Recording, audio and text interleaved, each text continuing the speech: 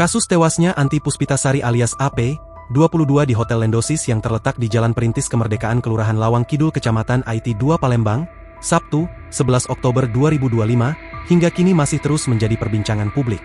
Setelah korban dimakamkan di TPU Talang Petai, suami korban, Adi Rosadi, 36, mengaku masih syok istrinya tersebut meninggal.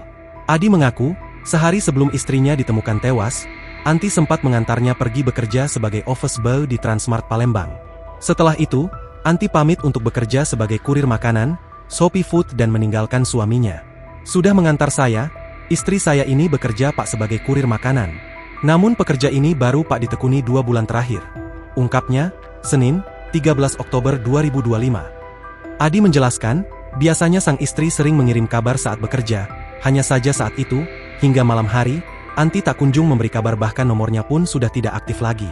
Biasa kasih kabar Pak lewat WA. Namun hari itu usai antar saya, korban tidak kirim pesan WA. Saya pulang kerja pun tidak dijemput.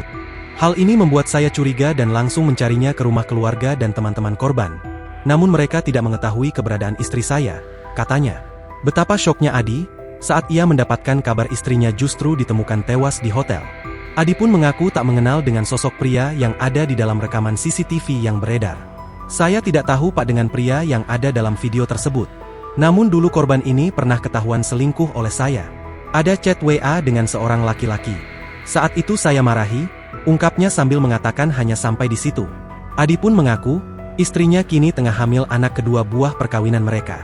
Anak pertama kami berumur 1 tahun 8 bulan. Dan yang tengah dikandung istri saya itu anak kedua kami, tutupnya.